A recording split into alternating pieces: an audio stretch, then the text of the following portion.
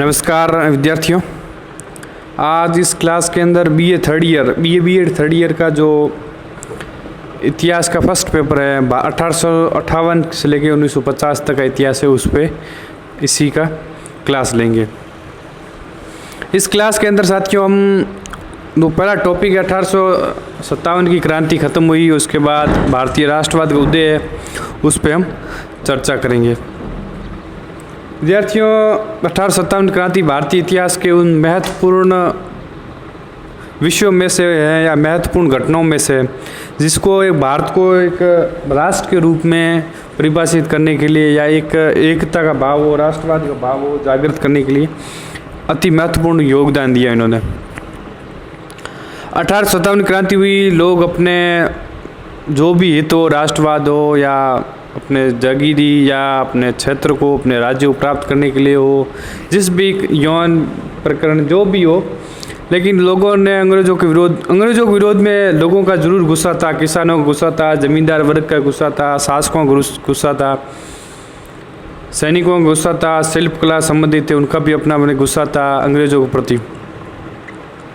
उन्होंने अपने तन मन धन त्याग बलिदान देने की कोशिश की, उन्होंने दिया।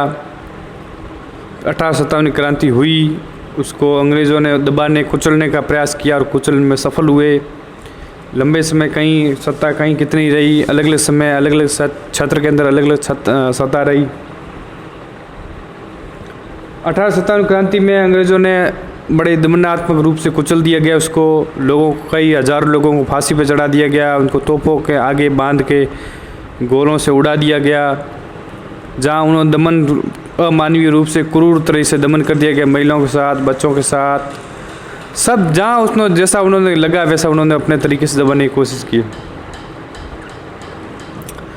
लेकिन हम 1857 की जो कमियाँ देखें कि भाई असफल होने की कमियाँ, उसी में उन्हीं कमियों को पूर्ण करने के बाद भारत में भारतीय राष्ट्रवाद का उदय होगा। उसके बाद 1885 तक या उससे पहले कुछ ऐसी संस्थाओं का निर्माण होगा, राजनीतिक संस्थाओं का निर्माण होगा जो भारतीय राष्ट्रवाद को अंग्रेज़ों के प्रति या कहे शिक्षित वर्ग, जो देश का शिक्षित वर्ग था, उसने किस तरह देश में देश को, जनता को, देश की प्रजा को उसके अंदर राष्ट्रवाद की भावना जगाना, अंग्रेज़ों के प्रति एक वैधानिक रूप से या कानूनी रूप से उसको समझाना, एक नव चेतना का विकास करना उसके अंदर, जनता के अंदर। तो ये वर्ग है। हम अगर 1857 की क्रांति देखें तो उसमें अगर देखें तो कमियां देखें या जो असफल होने कारण है, उन्हीं में एक है कि उस लोगों में शिक्षित वर्ग के लोगों ने उस पर काम नहीं किया था या उसमें योगदान नहीं दिया। शिक्षित वर्ग जो उसमें पढ़ा लिखा तबका था, उन्होंने उसमें योगदान नहीं दिया। लेकिन भारतीय राष्ट्रवाद के उदय में शिक्षित वर्ग का बहुत ज़्यादा योगदान, जो उसमें पढ़े लिखे लोग थे। अंग्रेज़ों ने अपने मकसद के लिए तो ये अपने किसी भारत का, उनको भारतीय लोगों को सभ्य बनाना, तो उनका मकसद नहीं था कि भारतीय लोग पढ़ लिख के सभ्य बने, लेकिन उनकी अपनी स्वार्थ की नीतियों को पूर्ति करने के लिए भारत में लोगों को उन्होंने शिक्षा का प्रचार प्रसार किया, लोगों को पढ़ाने की कोशिश की, जिसके कारण कुछ समाज के पढ़े लिखे जो उच्च तबका था, स्वर्ण वर्ग का जो तबका था, उन्होंने पढ़ाई प्रारंभ की, अपना अध्ययन अध्यापन किया, कुछ वकील बने, कुछ सरकारी ऑफिस में काम करने का अनुभव हुआ, उनके साथ व्यवहार, उनके साथ पढ़ने सीखने को मिला।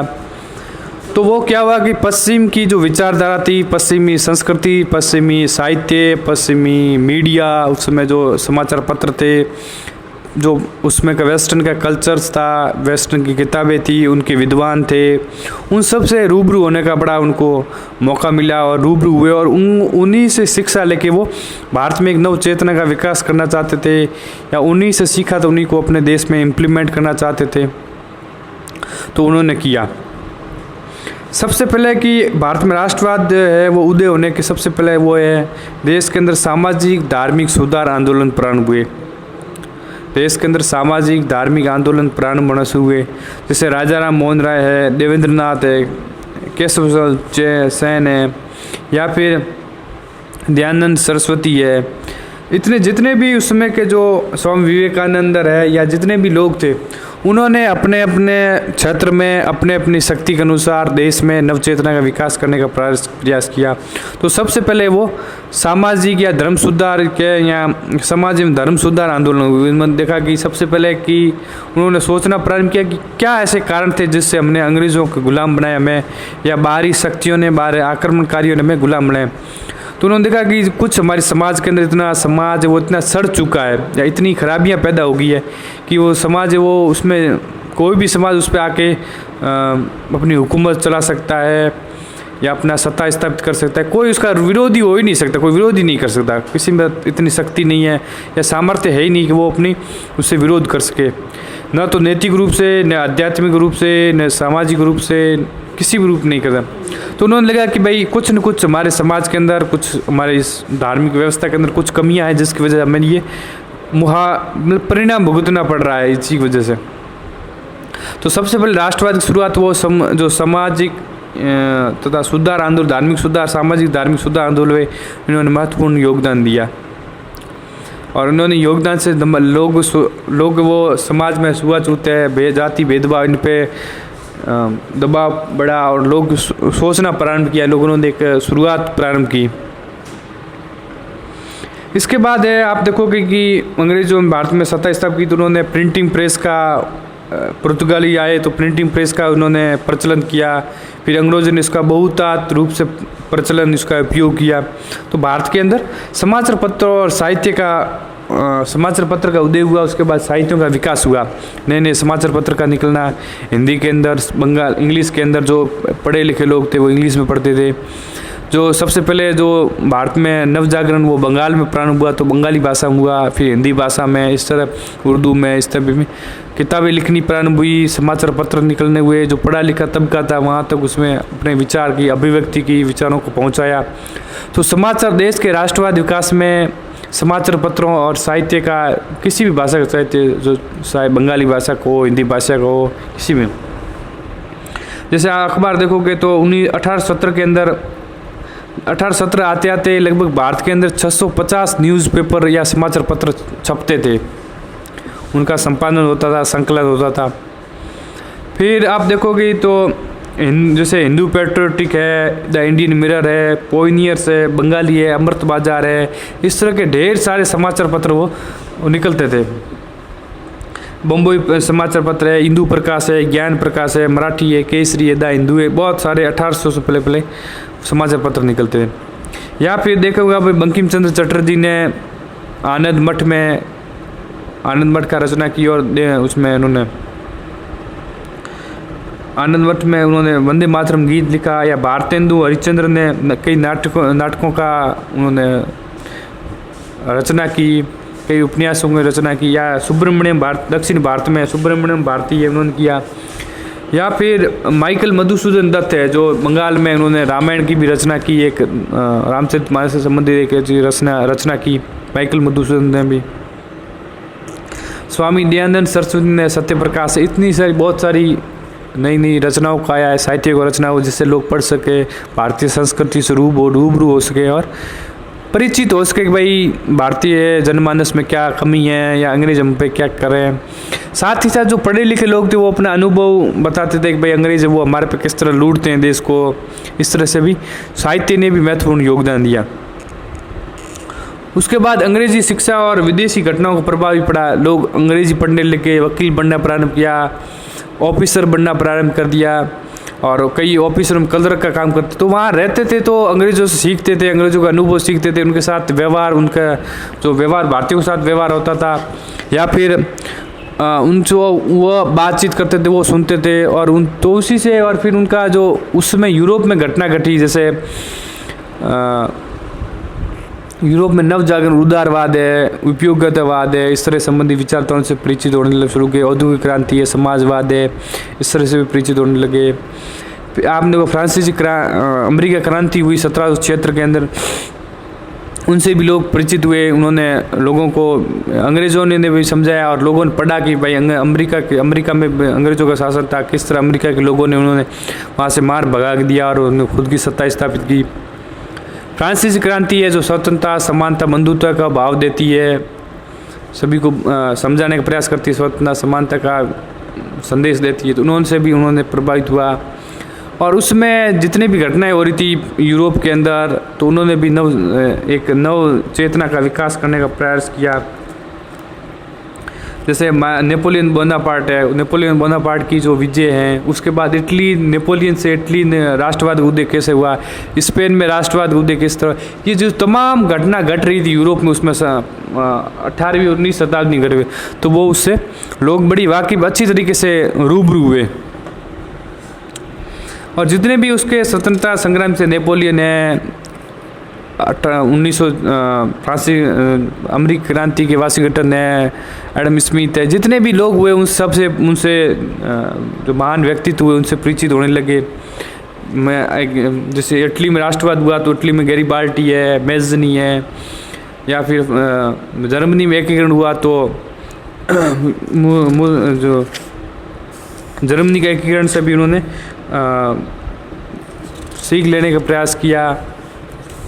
साथ ही साथ बहुत सारे, तो इन्हीं से क्या हुआ, वो जो पढ़ा लिखा समाज का तबका था, उन्होंने सोचना प्रारंभ किया और उन्होंने लगा कि भाई वाकई में देश में कुछ बदलने की आवश्यकता है। फिर उसके बाद जातीय भेद, जो अंग्रेज़ों का भारतीयों के साथ जो नस्ल में जो भेद या जातीय भेद था, वो उससे भी प्रभावित थे। उससे उनको मतलब जो काले लोग थे या भारतीय लोग थे, वो अंग्रेज़ों के साथ यात्रा नहीं कर सकते, जो फर्स्ट क्लास होती थी उसमें यात्रा नहीं कर सकते थे। या फिर अंग्रेज़ है वो भारतीय, वो अंग्रेज़ों की जो कोई अपराध करते हैं उसकी सुनवाई नहीं कर सकते, अंग्रेज़ अपराधी है तो उसकी सुनवाई अंग्रेज़ ही करेगा। इस तरह की घटना, उससे भी भारतीय लोग प्रभावित हुए। और सबसे ज़्यादा लॉर्ड लिटन का शासनकाल है, सन 1880 का आसपास का शासनकाल, 1880 उसके बाद का शासन लॉर्ड लिटन का शासनकाल है। वो भी भारतीयों के लिए एक बड़ा समस्यापूर्ण शासनकाल रहा। उसमें वर्नाकुलम प्रेस एक्ट है, भारतीयों को प्रेस पे पाबंदी लगा दी कि भारतीय किसी भी अंग्रेज़ों की आलोचना नहीं कर सकते, ये भी वर्नाकुलम प्रेस एक्ट था। या फिर जो इंडियन सिविल सर्विस होती थी उसके अंदर क्या होता था कि उनकी उम्र है वो 21 साल से घटा के 19 साल कर दिया। वो भारतीय उसमें ICS ऑफिसर बन ही सकते हैं, अंग्रेजी सीखें, फिर वो बढ़ते बढ़ते 21 साल से 19 साल में बढ़े, यह भी एक समस्या थी। या फिर शस्त्र कानून बनाया गया कि भारतीय वो हथियार नहीं खरीद सकते, हथियारों पे खरीदने पे लाइसेंस पे पाबंदी लगा दी। तो ये लॉर्ड लिटन का शासनकाल भी भारतीय राष्ट्रवाद जगाने में बड़ा योगदान रहा है। और उसी के बाद जो राजनीतिक संस्थाओं का योगदान है, राजनीतिक संस्थाओं का निर्माण भी होने लगा। जैसे सबसे पहले लैंड होल्डर सोसाइटी है, फिर या ब्रिटिश इंडियन एसोसिएशन हुआ, या मद्रास नेटिव एसोसिएशन हुआ, या कांग्रेस का स्थापना हुई।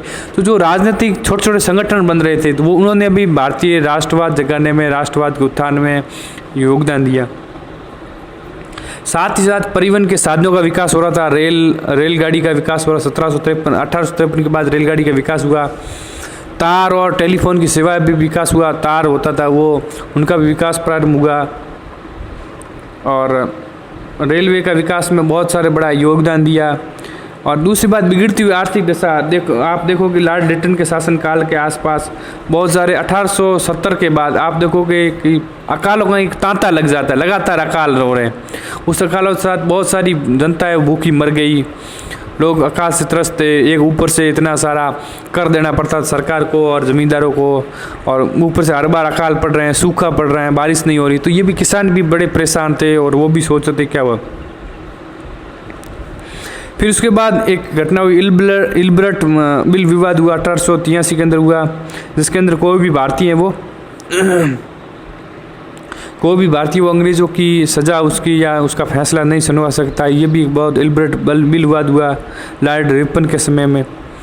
तो इस तरह की बहुत सारी समस्याएं होने प्रारंभ की, जिसके कारण भारतीय राष्ट्रवाद का विकास होने लगा और भारतीय ने पढ़ा लिखा तबका सोचने लगा कि अब हमें अंग्रेज़ों से कितने दिन तक हम अंग्रेज़ों से सामना नहीं करते रहेंगे। तो इन्होंने फिर क्या हुआ, भारतीय लोगों को जागरूक करना प्रारंभ किया, नई नई संस्थाओं का विकास, छोटी छोटी संस्थाओं का विकास करने लगे।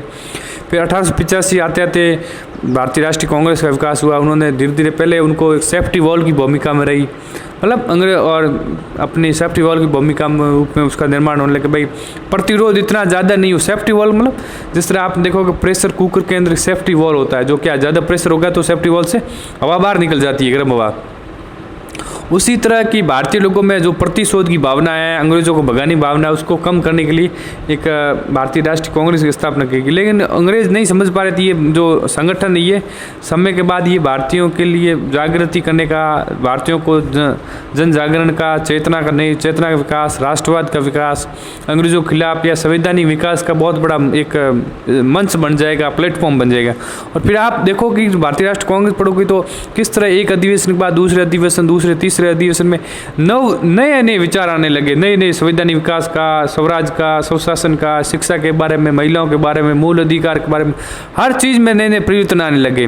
तो ये भी एक समाज के अंदर जिस 1857 में जो पढ़ा लिखा तबका उसके साथ नहीं था, लेकिन जब 1800 बाद में जब घटना हुई तो लगातार लोगों ने सोचना प्रारंभ किया कि भाई ये घटना हमारे लिए, देश के लिए, हमारी संस्कृति के लिए, हमारी राष्ट्रभूमि, मातृभूमि के लिए सही नहीं। तो इसी से इन चीज़ घटनाओं से राष्ट्रवाद का विकास हुआ, लोगों में राष्ट्रवाद विकास बन अपने कर्तव्यों के साथ साथ अपने देश के प्रति एक भावना का बोध होना, समझना कि भाई ये राष्ट्र हमारा है, जो अंग्रेज हमारे जो शोषण कर रहे हैं, अत्याचार कर रहे हैं, जो में एक्सप्लोटेशन हो रहा है, हमारा शोषण हो रहा है, तो उनसे वो समझने लगे। तो इसी से उनका राष्ट्रवाद विकास हुआ।